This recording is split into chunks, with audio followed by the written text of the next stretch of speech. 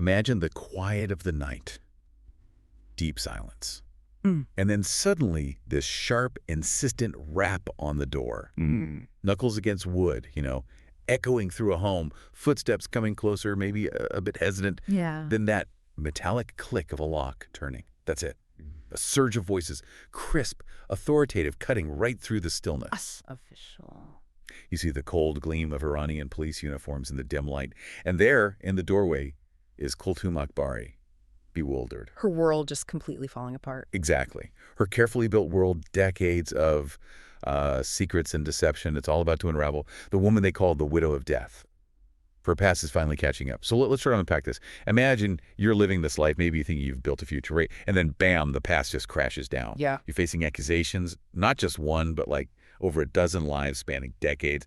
This deep dive, it's not just about finding a serial killer. It's about the really shocking circumstances that kind of created her. And those coincidences. And the series of almost unbelievable coincidences that finally brought her down. It's extraordinary. Well, what's truly insightful here, I think, is how Akbari's initial desperation, which was rooted in these really specific societal constraints, was systematically weaponized. Weaponized, yeah. How so? She leveraged the anonymity of natural death, especially in elderly people. She took seemingly mundane things, financial worries, social pressures, even just, the frailties of old age, and twisted them into this horrifying, calculated pattern. So it wasn't just opportunity. No. It was a chilling exploitation of vulnerabilities that were already there. It really makes you ask, what happens when that facade of normality hides something?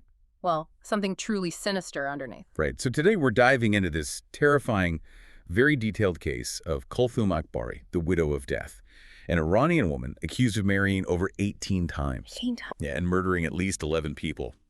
We'll explore the complex origins, how she started down this path, the chilling way her methods evolved, and then the dramatic turn of events that finally exposed everything. To really get a handle on the widow of death, we have to go back. Way back to where it all started, to a life marked by just immense constraint, a shocking lack of agency, really, from a very young age. That's early. It does. Kolthoum Akbari was born in 1967 in Seri. That's a rural city in northern Iran. In this area, it was known for its deeply conservative traditions. Especially regarding women. Exactly. A woman's value was often tied to her marriage prospects, her ability to secure a financially stable match. Women were almost treated like, commodities. Economic assets. Right. And this put huge pressure on families and on young women like Kolthoum to marry for money, not for, choice or affection. Kolthoum's family was relatively poor. And by the time she was just 12 years old, her physical maturity made her seem older. Which was dangerous in that context. Terribly.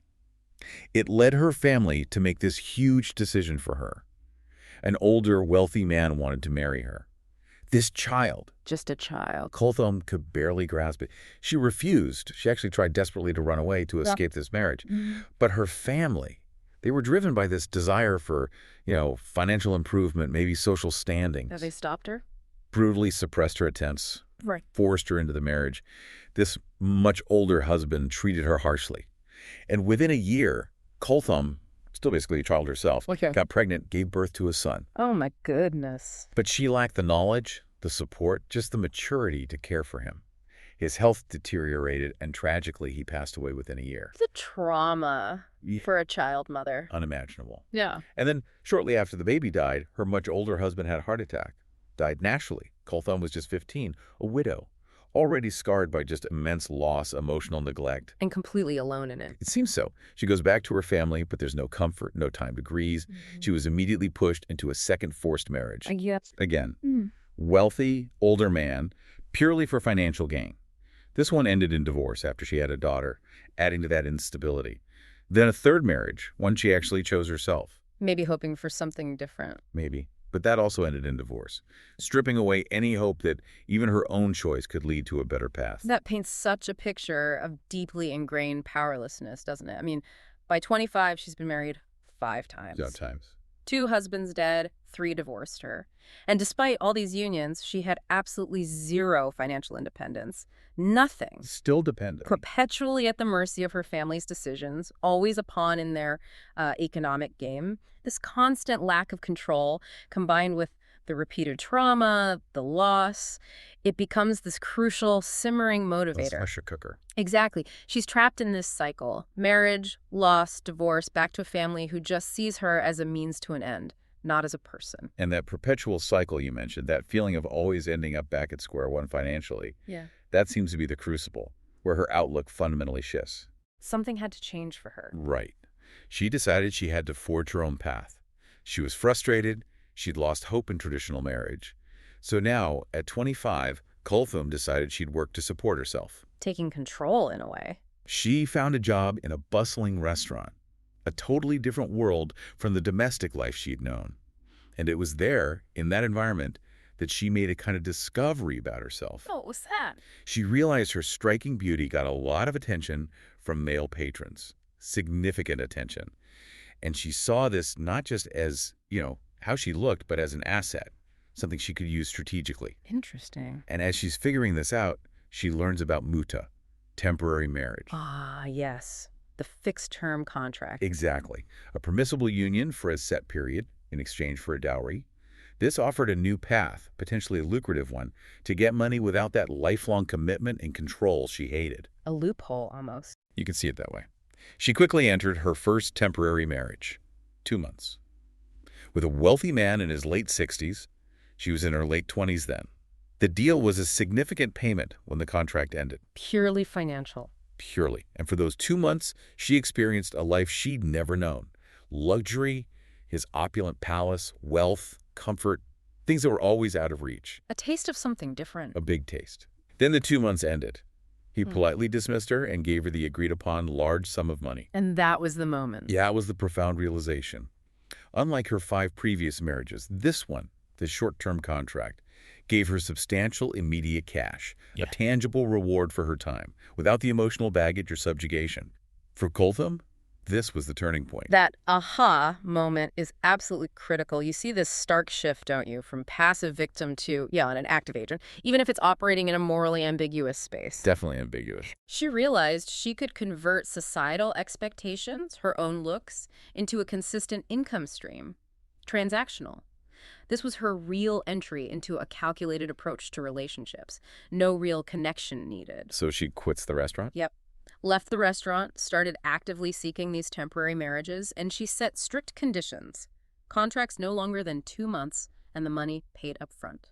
Smart in a calculating way. Very. She successfully completed 3 more, like that, cementing this new career path. She thought she'd found her financial autonomy. But that desire for security, which started as desperation, it morphed into something colder. Calculating ambition. And this is where Kolsoom Akbari crosses that irreversible line. The point of no return. Exactly. Her 4th temporary marriage, after those first few successful short ones, it was different. She married Ahmed, a 70-year-old man. Okay. The contract was for a year and a half, and crucially, the money would only be paid at the end. Ah, that's a major shift from her new rule. Riskier. Huge risk. And she quickly found out Ahmed wasn't just incredibly stingy, refused her any money during the marriage, but he was manipulative too. How so? When she asked for a divorce, he used the long contract to threaten her, reminded her she'd forfeit all the money if she left. Kolthoum felt trapped. Again. That old feeling of powerlessness. It goes of her past. Absolutely. But this time, her reaction was utterly, chillingly different.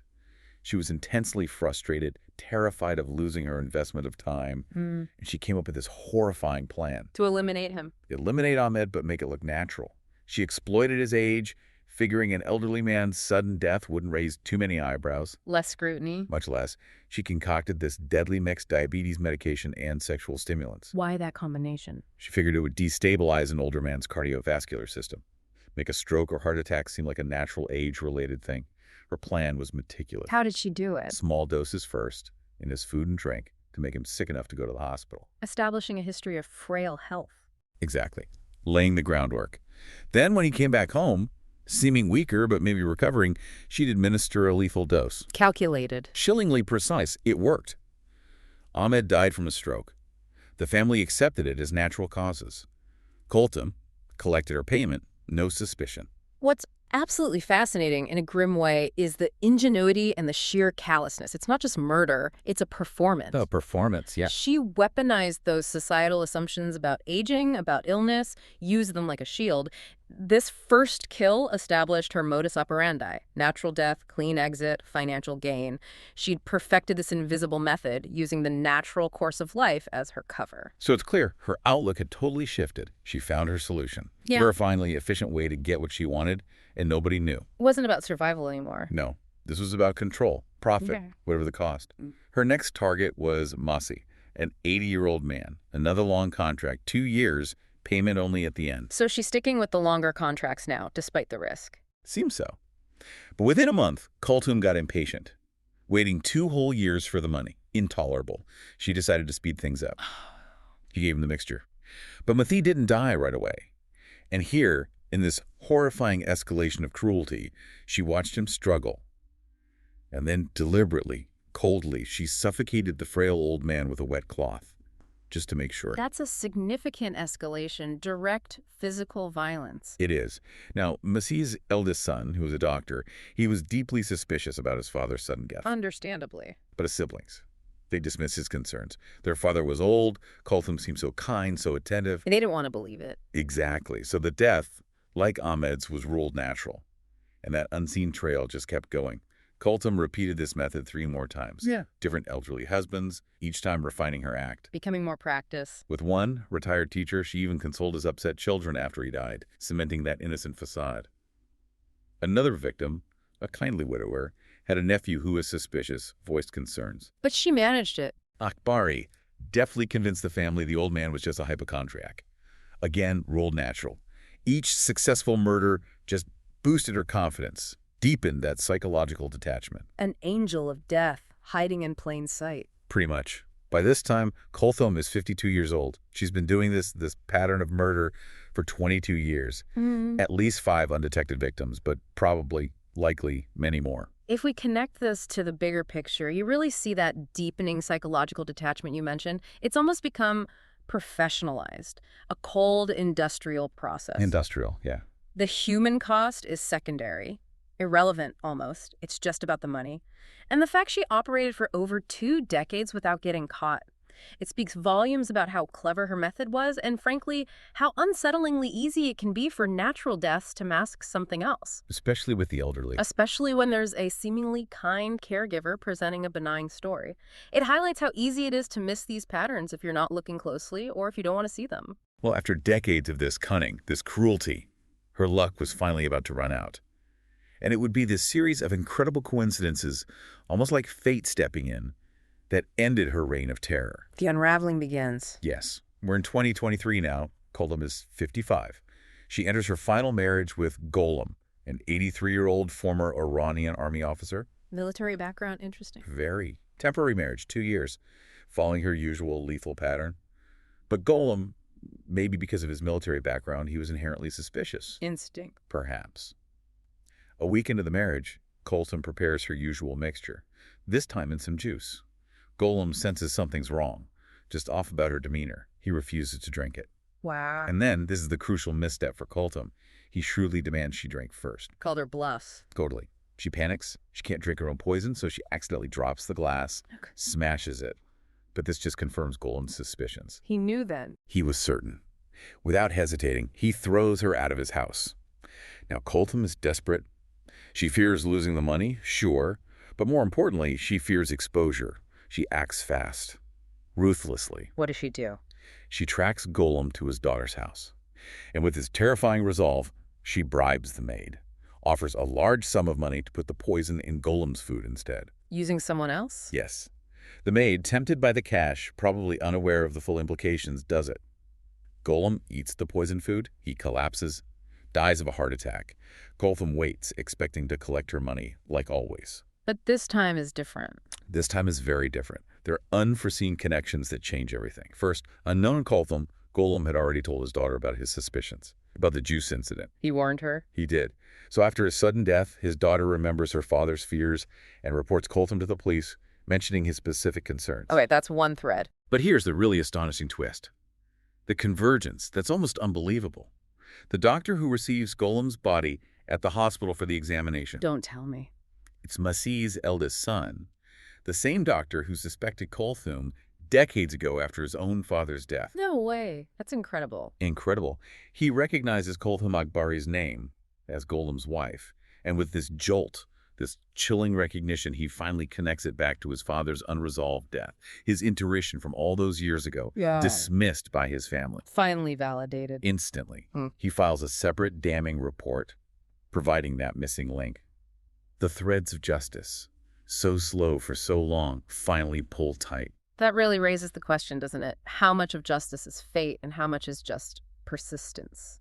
It feels like both here. The combination of Golem's foresight, his action, his daughter speaking up, and the decades-old unwavering gut feeling of a grieving son, all converging at that exact moment. It's extraordinary. It really highlights how random connections can sometimes unlock these incredibly complex cases, and how one small detail, dismissed years ago, can be the key.